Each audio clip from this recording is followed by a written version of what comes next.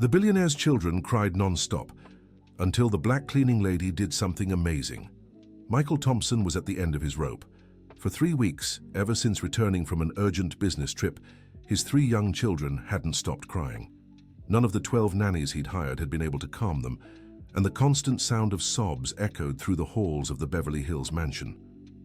That's when Dorothy Williams, the new 52-year-old cleaning lady, arrived for her first day of work. She watched the children from a distance as she organized cleaning supplies in the hallway closet. Emily, 6 years old, Ethan, 4, and Lily, just 2, sat on the living room sofa, each clutching a small object as they whimpered softly. "Mr. Michael, I've tried everything," said Rebecca, the most experienced nanny, who had been called back for the 3rd time. "They don't want to play, they won't eat properly, and at night it's even worse." Michael ran a hand through his graying hair, visibly exhausted. At 43, the businessman had built a tech empire, but nothing had prepared him for this.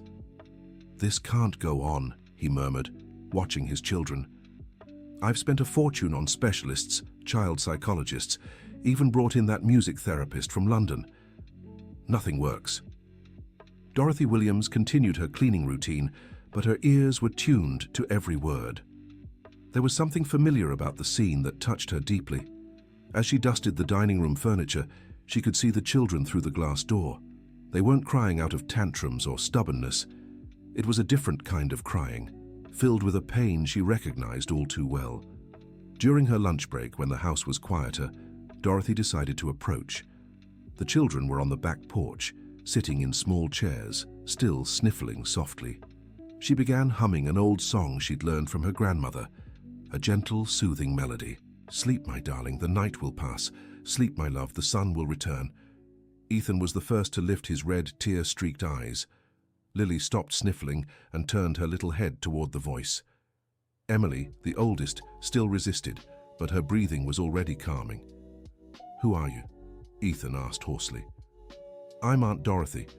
I came to help take care of your house," she replied, crouching to their level. "And who are you?" "I'm Ethan. That's Lily. And that's Emily," the boy said, pointing to his sisters. Dorothy noticed each child was holding something small and shiny in their hands. They looked like golden buttons, the kind used on uniforms. "Can I sit here with you?" she asked softly. All 3 children nodded shyly. For the first time in weeks, the sound of crying didn't echo through the house. Rebecca appeared at the porch door 15 minutes later, ready to resume her duties, but stopped in surprise at the scene. The 3 were sitting around Dorothy, who continued humming softly as Lily played with her fingers. "I don't believe it," Rebecca whispered to herself, rushing to tell Michael. The businessman was in his office, trying to focus on a video conference with Japanese investors when Rebecca knocked.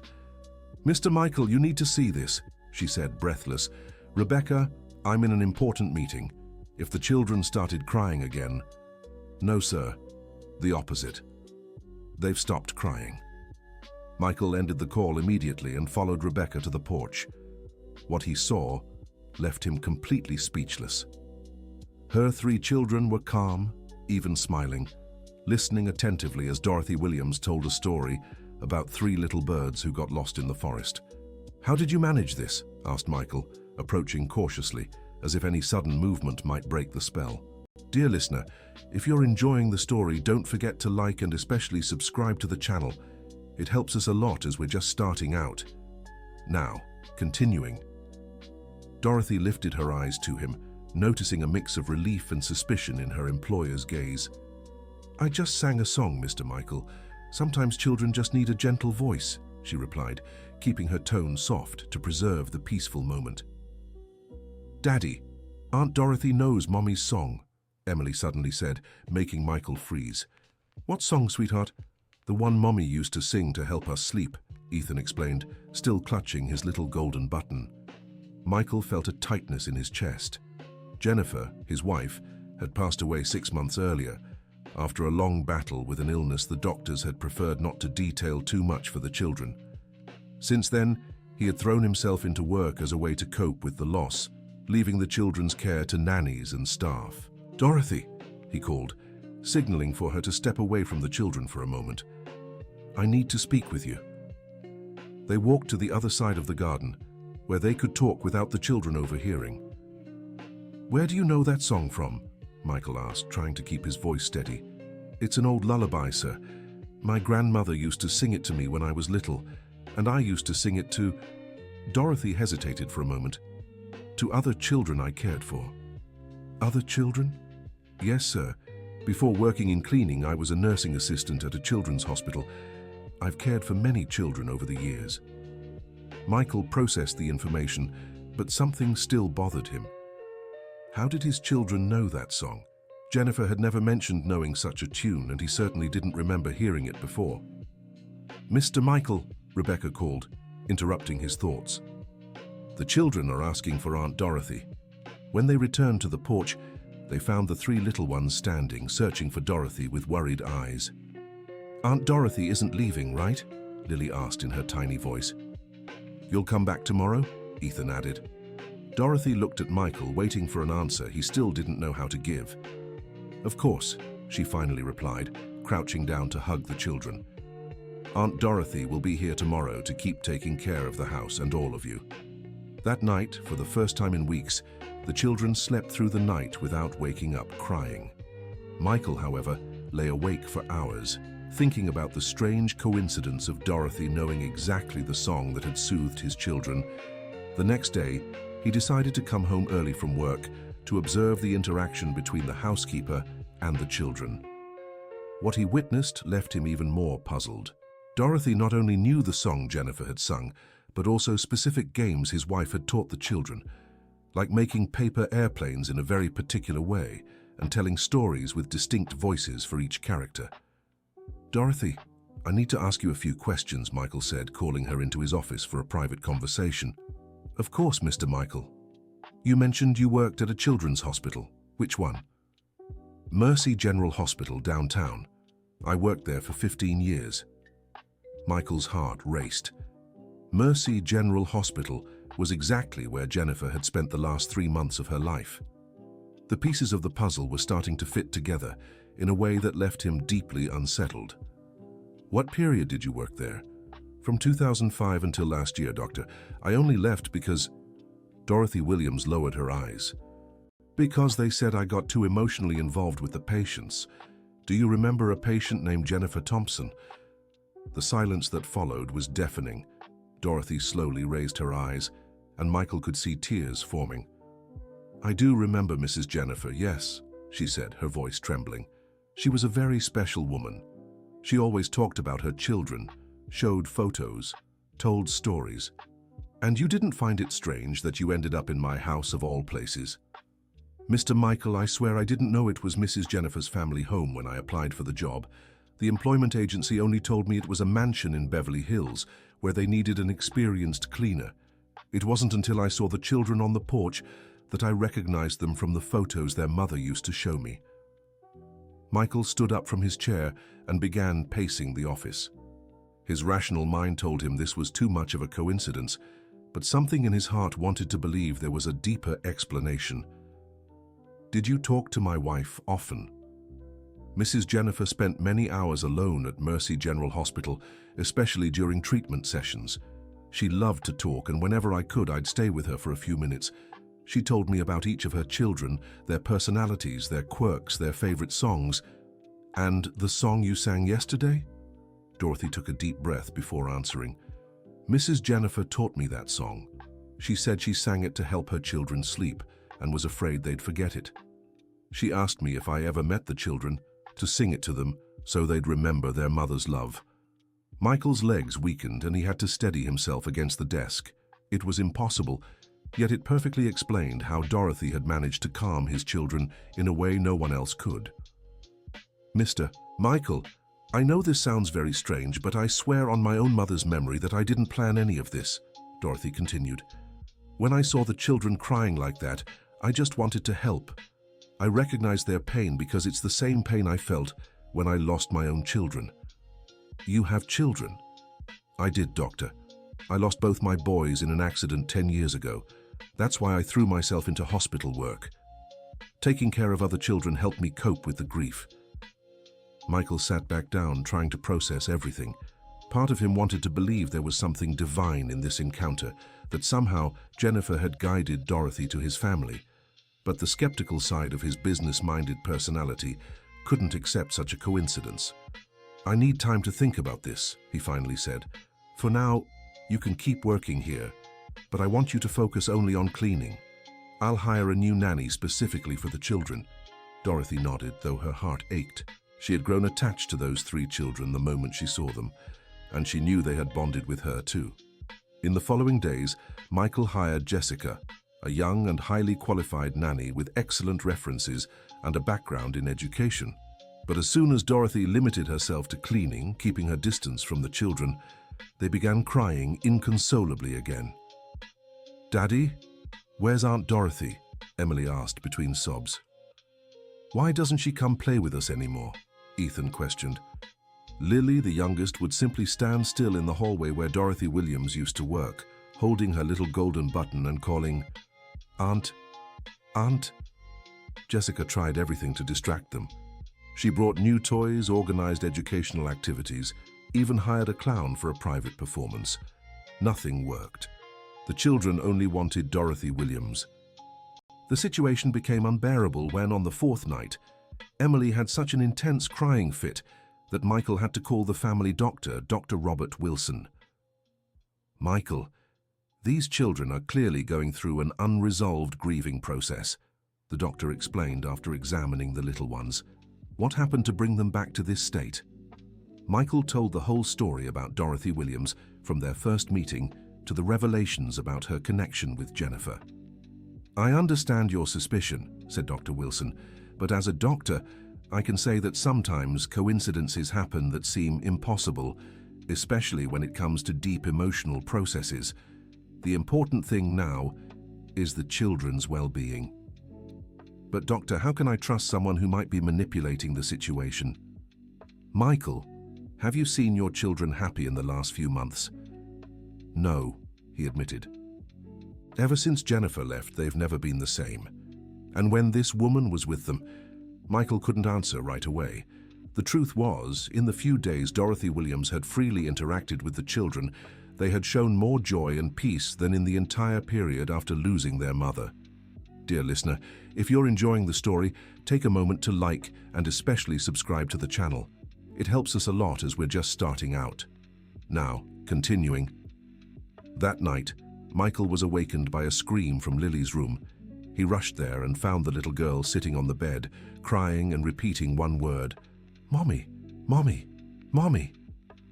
Ethan and Emily also woke up from the noise and soon began crying along with their younger sister. Michael tried to calm them but realized he was completely lost. He no longer knew what to do. That's when he heard soft footsteps in the hallway. Dorothy Williams appeared at the bedroom door, wearing a simple robe over her nightgown. "I'm sorry, Mr. Michael, I heard the crying and—" "Daddy, let Aunt Dorothy stay with us," Emily pleaded through tears. "Please, Daddy," Ethan added. Lily simply stretched her little arms toward Dorothy Williams. Michael looked at the cleaning lady, then at his desperate children, and made a decision that would change the course of the entire family. "All right," he said, stepping away from the bed. "You can stay with them." Dorothy Williams approached the children and began humming the same song as the first time. Within minutes, the 3 little ones were calming down, nestled around her. "Aunt Dorothy, did you know our real mommy?" Emily asked, with the curiosity typical of a 6-year-old. "Yes, I did, sweetheart. Your mommy was a very special person and she talked about you all the time." "What did she say?" Ethan wanted to know. "She said Emily was the most responsible, always looking after her younger siblings, that Ethan was very brave and loved building things with his blocks, and that Lily was the most affectionate, always giving kisses to everyone." The children smiled for the first time in weeks, recognizing themselves in the descriptions their mother had given. Michael watched everything from the doorway, wrestling with his own emotions. There was something deeply comforting about seeing his children like this, yet painful to realize how much they needed that connection with someone who had known Jennifer. "Aunt Dorothy, why did Mommy leave?" Lily asked in her tiny baby voice. Dorothy Williams quickly glanced at Michael Thompson, silently asking for permission to respond. He nodded. Your mommy got very sick, my love, and when people get very sick, sometimes they need to go to a special place where they don't feel pain anymore. But is she coming back? Ethan insisted. Mommy's body won't come back, my dear. But the love she had for you is still right here, Dorothy said, placing her hand on each child's chest. And she asked Aunt Dorothy to take care of you, so you'd never forget how loved you are. Mommy really asked that? Emily questioned. She did. She gave me something very important to keep for you. The three children perked up, curious to know what it was. What is it, Aunt Dorothy? Stories. Lots of stories your mommy told me about you, about your family, about the happy times you shared. She wanted me to tell them to you whenever you missed her. Michael felt a lump in his throat. In the months since Jennifer's passing, he had avoided talking about her with the kids, thinking it would be less painful for everyone. Now he realized he had denied them the chance to grieve properly. Tell us a story now, Aunt Dorothy, Lily requested. Dorothy looked at Michael again, who gave a small nod. Your mommy told me about a very special day when you all went for a picnic in the park. Emily had lost her first tooth that morning. I remember, Emily exclaimed. Mommy said the tooth fairy would bring a special surprise because I was so brave. And she did, Dorothy continued. You found an abandoned kitten in the park, and your mommy let you bring him home. Whiskers! Ethan and Emily shouted at the same time. Michael recalled the moment. Jennifer had insisted they adopt the kitten even though he'd been reluctant. Whiskers still lived with them, but in recent months he had just become another pet the staff took care of. Where's Whiskers now? Lily asked. He's probably sleeping in the laundry room, Michael answered, stepping into the room. Why don't you go get him tomorrow morning? Can he sleep with us? Ethan asked excitedly. If you want, Michael said, surprising himself with the answer. Dorothy smiled, sensing something shifting in the family's dynamic. The children finally drifted off to sleep, and Michael walked Dorothy to her room in the service area of the house. Dorothy, I need to ask you something, he said when they reached the door. Did you really not know this was Jennifer's family's home when you applied for the job? Mr. Michael, I know it's hard to believe, but it's the truth. The agency I signed up with only told me it was a family with 3 young children in a big house in Beverly Hills. I only recognized them when I saw the kids from the photos Mrs. Jennifer showed me every day at the hospital. Then why didn't you tell me from the start? Dorothy hesitated before answering. Because I was afraid you'd think I was some kind of opportunist trying to take advantage. And also because... She paused as if deciding whether to continue. Because what? Because Mrs. Jennifer made me promise something before she passed. She said if I ever found her children and they needed care, I should help them without hesitation. She said it would be a way to honor her memory. Michael fell silent for a long moment, processing the information. Do you have any proof of this? A document, a photo with my wife? I do have a few things, yes. If you don't mind, I can show you tomorrow. All right, we'll talk more about it tomorrow. For now, thank you for helping with the children tonight. No need to thank me, Doctor. It was a pleasure looking after them. The next day, Michael cancelled all his morning meetings and asked Dorothy Williams to show him what she had about Jennifer. She brought out a small, well-kept box with a few personal belongings. These are some things Mrs. Jennifer gave me during her time at the hospital, Dorothy explained, carefully opening the box. Inside were a few photos of the children that Jennifer had printed from her phone to show the hospital staff, a silk scarf Michael recognized immediately, and a small notebook with handwritten notes by Jennifer herself. May I see the notebook? Michael asked, his voice choked. Dorothy handed him the notebook gently. Michael opened it and instantly recognized his wife's delicate handwriting. The notes were about their children, little observations about their personalities, fears, joys, and even some reflections on their future. Emily is very mature for her age, but sometimes she worries too much about her younger siblings. She needs to learn it's not her responsibility to take care of everyone. Ethan has an incredible imagination, but also many insecurities. He'll need a lot of love and patience to feel confident. Lily is still very young, but she's already such a sensitive child. She'll need extra hugs and attention if anything happens to me. Michael had to stop reading for a moment. These were thoughts Jennifer had never shared with him directly, yet they showed just how deeply she understood and cared for every detail of their children's personalities. He kept flipping through and found a page that made his heart stop. Dorothy Williams is an angel disguised as a nurse. She sings the same song my grandmother used to sing to me as a child, the one I sing to my own children. If anything happens to me, I hope one day she can sing it to them too.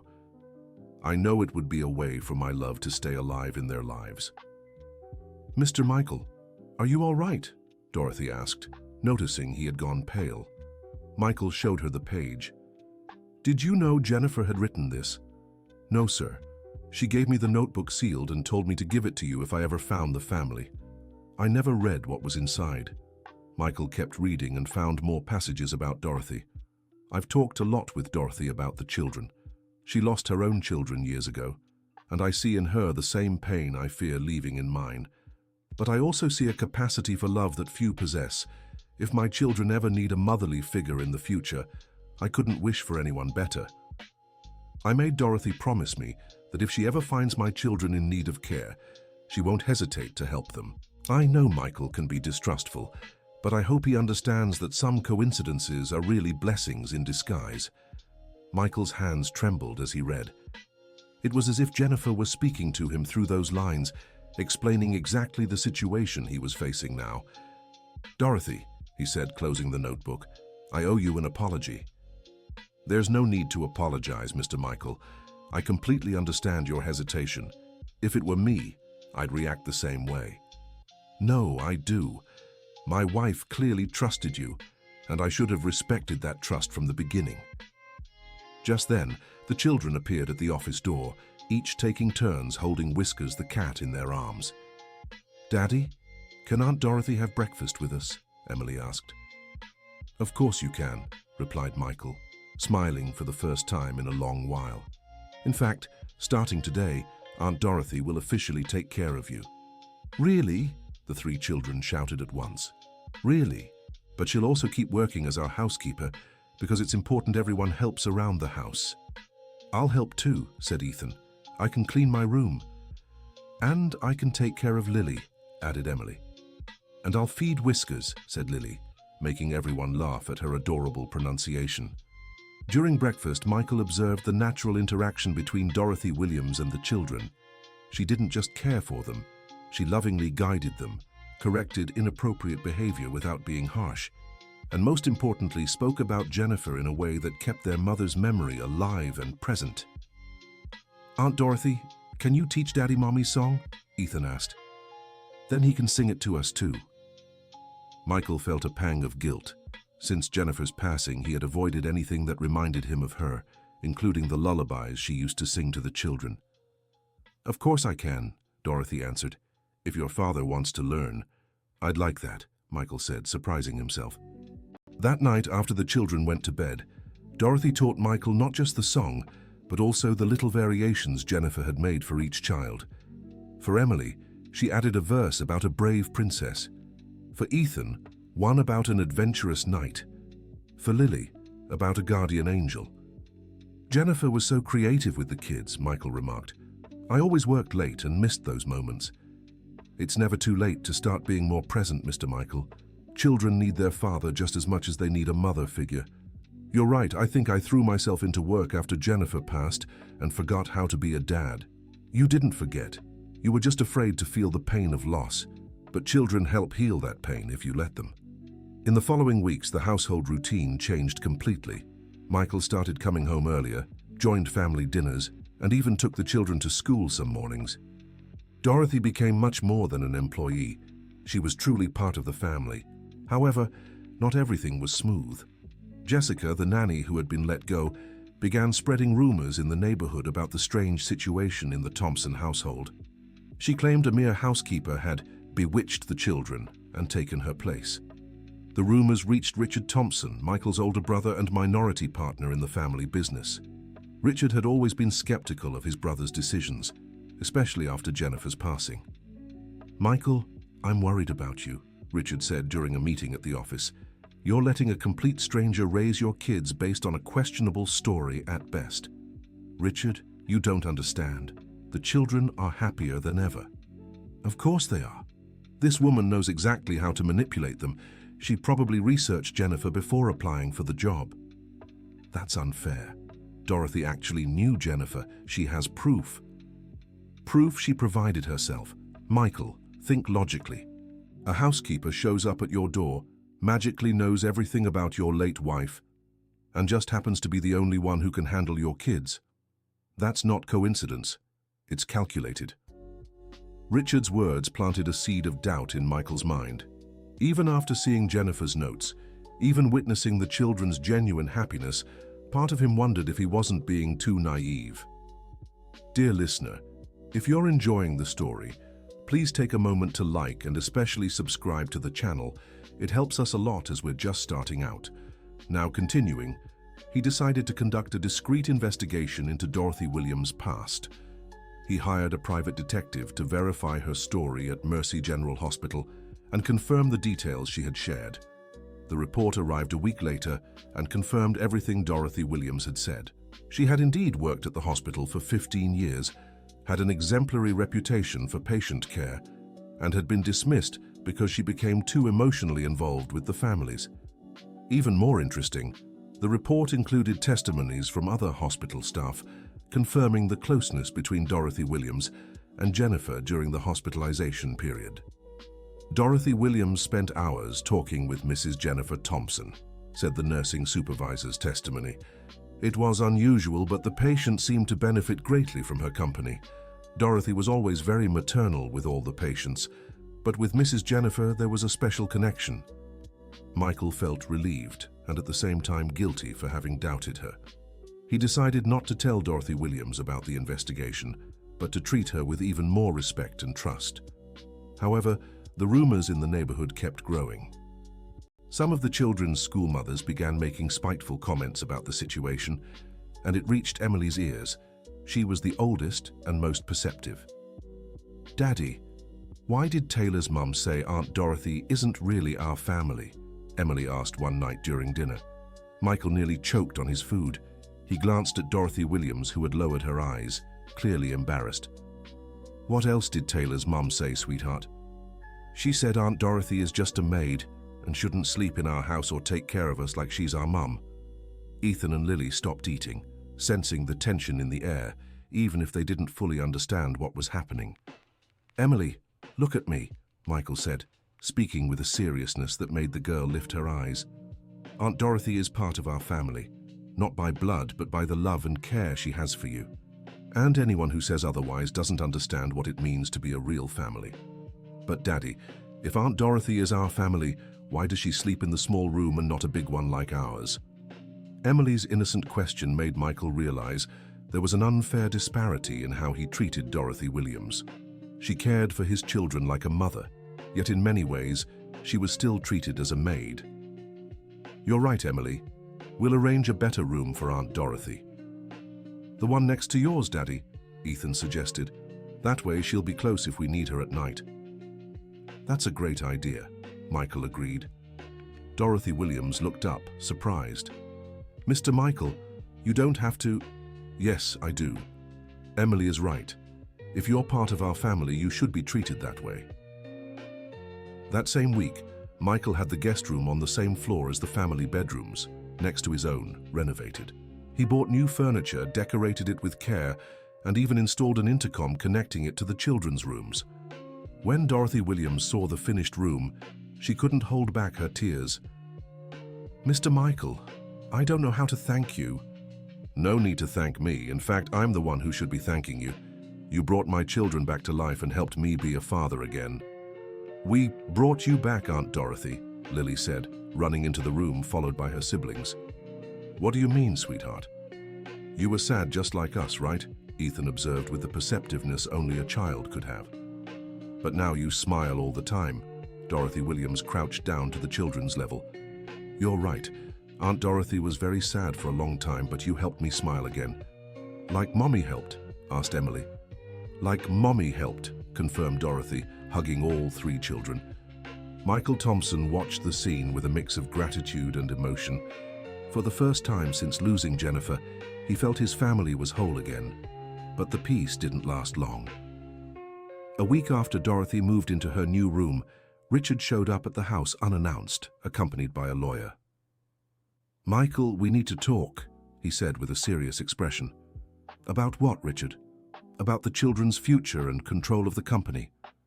Michael was alarmed. Richard was his minority partner in the business, but had no legal rights over the children. "Ms. Barbara Johnson, family attorney," introduced the woman with Richard.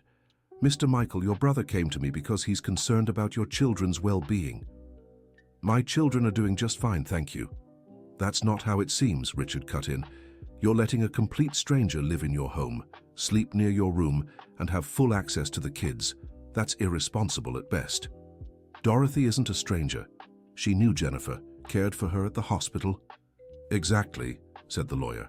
"And that's one of our concerns. Someone with access to your late wife's personal information could be using it to manipulate the situation." Michael felt anger rising in his chest. "Are you implying Dorothy is a con artist?" "We're saying the situation is suspicious at the very least," Richard replied. "And as your brother and partner, I have a right to be concerned." "You have no rights over my children or how I choose to raise them." "Actually, we do," the lawyer said, placing documents on the table. "According to your wife's will, if you're deemed unfit to care for the children properly, custody can be legally challenged." Michael grabbed the papers and skimmed them quickly. It was true. Jennifer had included a clause allowing custody to be contested if he showed inappropriate behavior or put the kids at risk. "Are you threatening to take my children from me?" "We're trying to protect them," Richard said.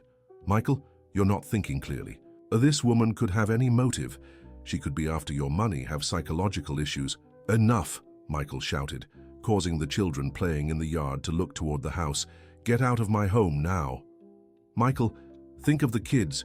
"I am thinking of them, and they've never been better off than they are now." After Richard and the lawyer left, Michael was deeply shaken.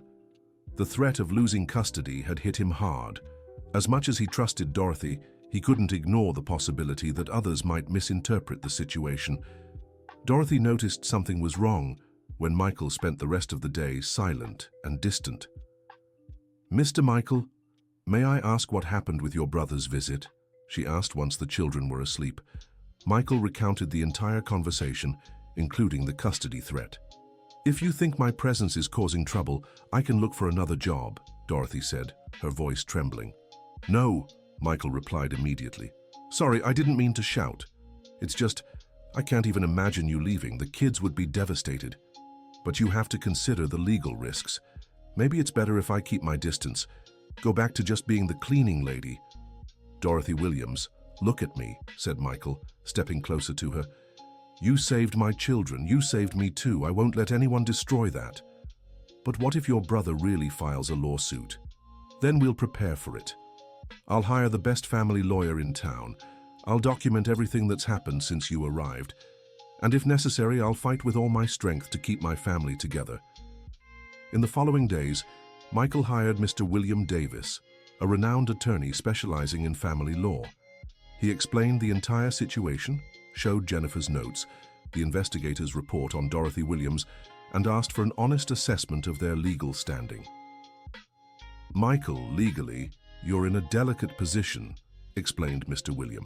"Not because you're doing anything wrong, but because the situation is unusual and could be misinterpreted. However, we have several points in our favor." "What points?" "First, your wife's notes clearly show she knew and trusted Dorothy Williams. Second, you conducted a thorough background check on her. Third, and most importantly, the children have visibly improved since she arrived."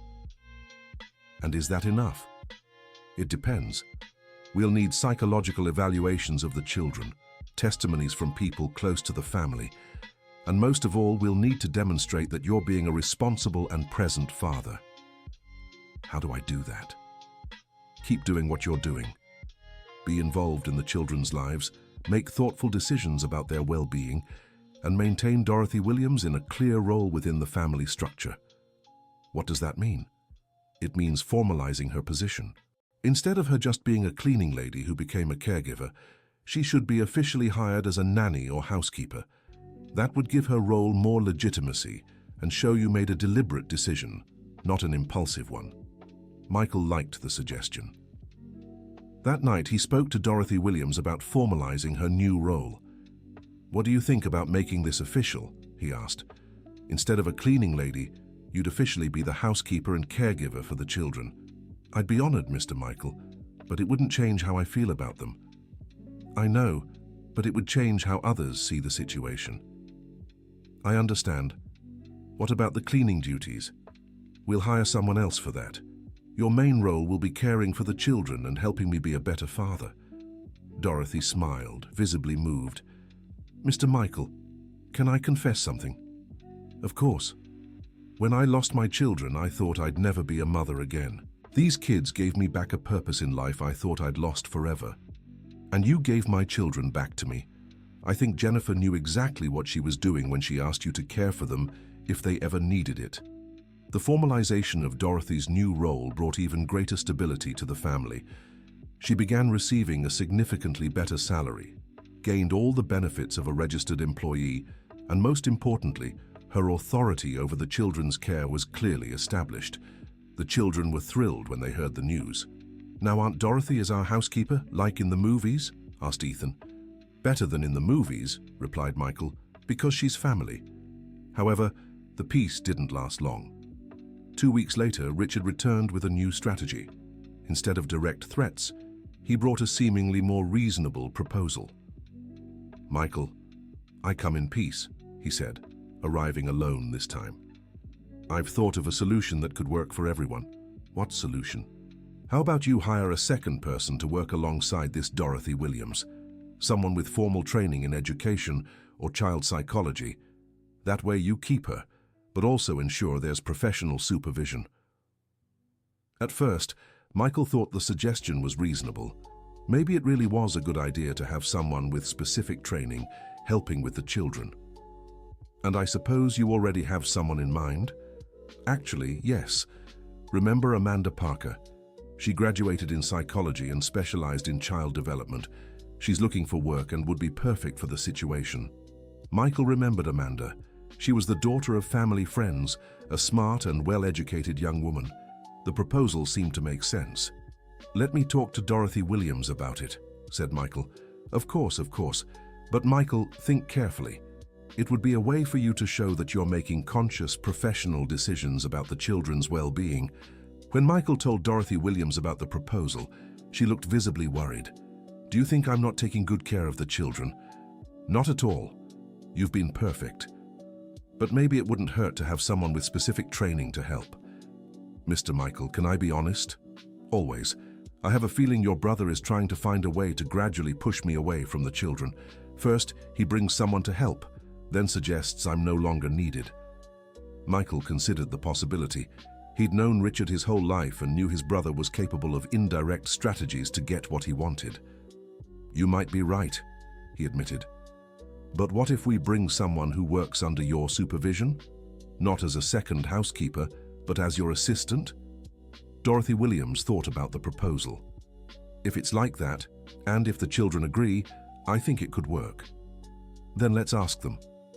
That night, during dinner, Michael presented the idea to the children. "What do you think about having one more person to help take care of you?" "Besides Aunt Dorothy?" asked Emily. "Along with Aunt Dorothy, she'd still be in charge, but she'd have an assistant." "Will Aunt Dorothy still sleep in her room?" Lily wanted to know. "Of course. And will she still sing to us?" "Yes, she will." "Then it's okay," said Ethan, "but only if the new person is as nice as Aunt Dorothy. We'll figure that out together, all right?" Amanda Parker arrived the following week for an informal interview. She was a 27-year-old woman, well put together, with an impeccable resume and several specializations in child development.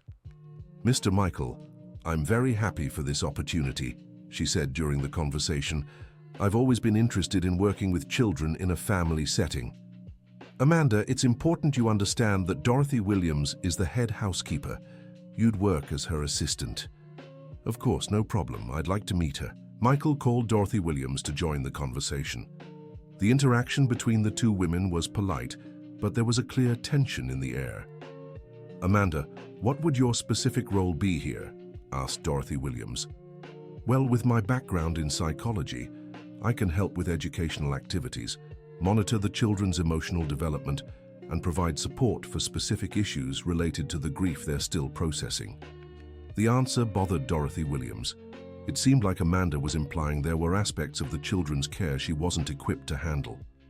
"The children are doing very well emotionally," said Dorothy Williams, slightly defensively. Of course, I'm not questioning that. Just offering additional support based on specific scientific knowledge." Michael noticed the tension and decided to end the conversation. "Amanda, I'll talk to the family and give you an answer in a few days." After Amanda left, Dorothy Williams was direct. "Mr. Michael, that young woman didn't come here to be my assistant. She came to replace me. Why do you think that? By the way she spoke, the questions she asked, how she looked at the children. She's already planning how she'd change their routine. Maybe you're being paranoid, perhaps. But Mr. Michael, you need to decide whether you trust me or not. If you feel you need someone else to validate my work, maybe I'm really not the right person to care for your children." Michael fell silent. Dorothy was right. He was letting outside pressures shake his trust in her, even though he knew his children had never been better. "You're right," he finally said. "I trust you completely. I won't hire anyone." "Are you sure?" "I am. And I'll tell my brother to stop interfering in my life." The next day, Michael called Richard and got straight to the point. "Richard, I'm not hiring Amanda, and I don't want any more suggestions from you about how to raise my kids." "Michael, you're making a mistake." "The only mistake I made was letting your opinions make me doubt someone who clearly loves my children, as if they were her own. What if she has ulterior motives?"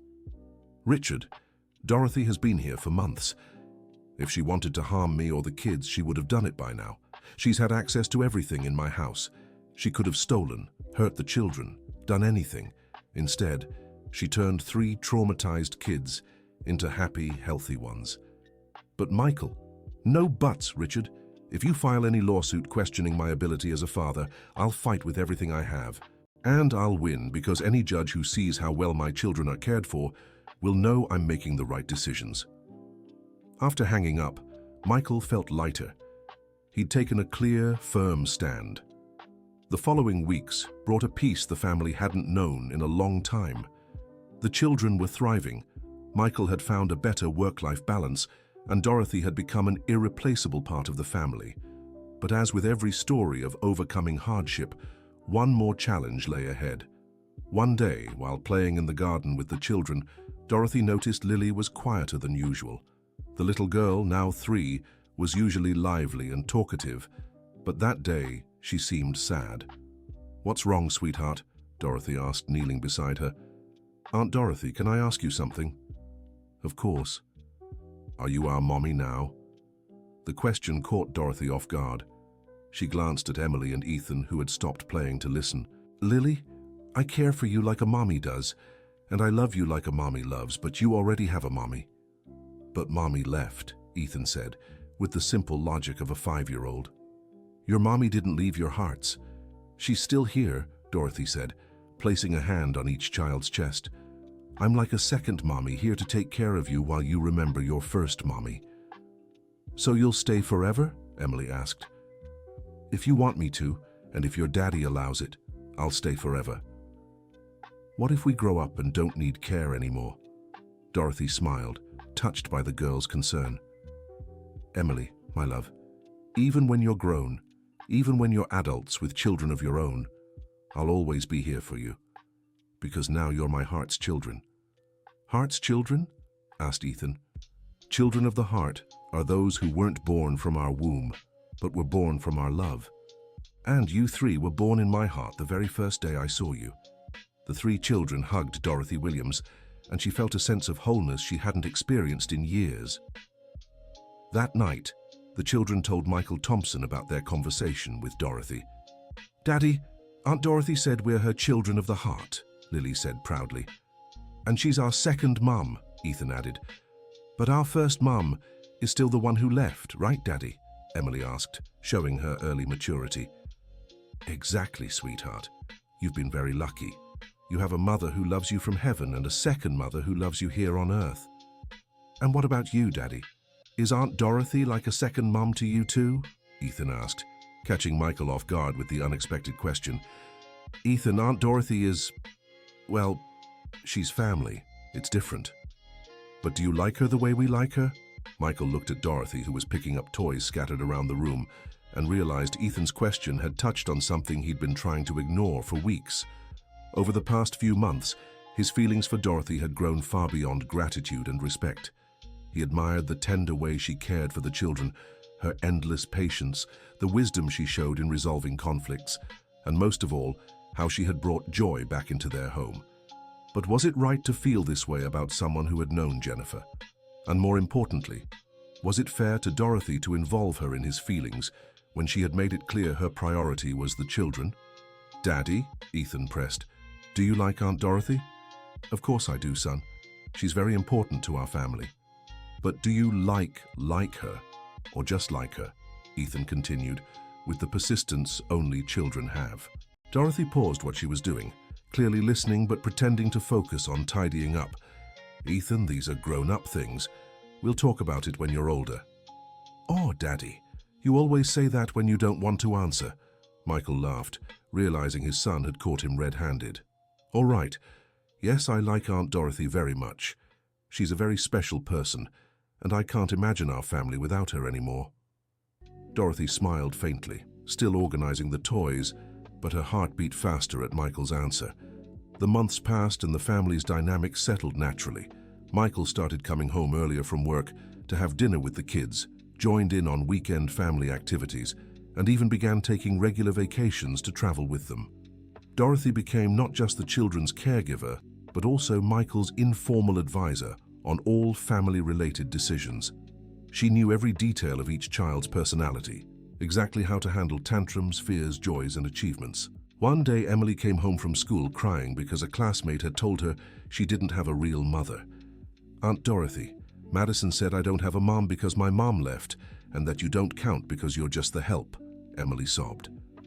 Dorothy felt a stab in her heart, but stayed calm. Emily, look at me, she said, crouching to meet the girl's eyes. You have two mothers, one who gave you life and still watches over you from a special place, and another who's here every day to hug you, take care of you when you're sick, help with your homework, and give you a goodnight kiss. That's not nothing, that's everything. But Madison said, Madison is wrong, and you know why? Because she doesn't know our family. She doesn't know you have a daddy who loves you very much, a brother and a sister who play with you every day, and a second mom who would do anything to see you happy. Would you really do anything? Yes, I would. Even fight any Amanda who makes you cry, said Dorothy Williams, making Emily giggle. You wouldn't really fight, right? I wouldn't really fight, but I'll teach you how to respond when someone says bad things about our family. What should I say? You can say my family is different from yours, but it's full of love, and that's what matters. Emily repeated the phrase a few times, memorizing it. Aunt Dorothy, can I tell everyone at school that you're my second mum? Of course, my love, and you can say it with pride. When Michael heard about the incident, he was outraged and wanted to talk to the school about bullying. But Dorothy convinced him it was better to teach Emily how to handle these situations, as unfortunately, it wouldn't be the last time someone made comments about their family structure. You're right, Michael agreed. They need to learn to defend our family. Our family, Dorothy repeated, smiling at how Michael had referred to them. That's right, our family. Different, but ours. That weekend, Michael decided to do something he'd been planning for weeks. He organized a special lunch in the backyard with the kids' favorite foods, colorful decorations, and even a small cake. What are we celebrating, Daddy? Asked Ethan, seeing all the preparations. We're celebrating our family, Michael replied. And most of all, we're celebrating Aunt Dorothy officially becoming part of it. Dorothy looked at him curiously. What do you mean, officially? Michael took an envelope from his pocket and handed it to her. Open it. Inside was a legal document for emotional adoption. Michael had consulted his lawyer to find a way to formalize Dorothy's role as the children's adoptive mother. Mr. Michael, I don't know what to say, Dorothy whispered, her eyes filled with tears. Only if you want to accept, of course. It's not an obligation. We accept, the three children shouted at once before Dorothy could respond. And you, Dorothy, do you accept becoming the official mother of my children? She tried to speak, but the tears wouldn't let her. She just nodded, too emotional to say anything. Then it's decided, Michael said, raising his glass of juice for a toast. To our complete family. To our family. The children cheered, clinking their cups. Dorothy finally managed to speak. Thank you for giving me a family again. You saved my life just as much as I tried to help you. Not tried, Aunt Dorothy, Emily corrected. You did. That night, after the children went to bed, Michael and Dorothy stayed in the backyard, enjoying the cool evening breeze. Michael, can I ask you a personal question? Dorothy said, using his name without Mr. for the first time. Of course. Do you think Jennifer would be happy with all this, with how our family came together? Michael thought for a moment before answering. You know, Jennifer was a very wise person. She always said love doesn't shrink when it's shared, it multiplies. I think she'd be very happy knowing our children have so much love in their lives. Our children, Dorothy repeated, smiling. It still moves me to hear that. Dorothy, can I ask you a personal question too? Of course. Would you be able to love again? Not just the children, but to have a complete family again? Dorothy looked at him, understanding exactly what he was asking. Michael, when I lost my children, I thought I'd never be able to love anyone again. But these kids taught me that the heart has an infinite capacity for love. And you showed me it's possible to build a new family without forgetting the ones we've loved and lost. Does that mean? It means yes, I could love again. Love an entire family again. Michael stood up from his chair and reached out his hand to her. Dorothy, would you like to have dinner with me tomorrow? Just the two of us, while the kids stay with the babysitter? Like a date? She asked, smiling. Like a date. I'd love that. The end of the story. And you, what did you think of this story of love and family overcoming hardships? Do you believe love can blossom from the most unexpected situations and create true families, even without blood ties? Share your thoughts in the comments. Tell us how this story made you feel, and if you know any families that came together in a special way like this one. Don't forget to like if the story moved you, and most importantly, subscribe to the channel so you don't miss other touching stories like this. Your support means the world to us.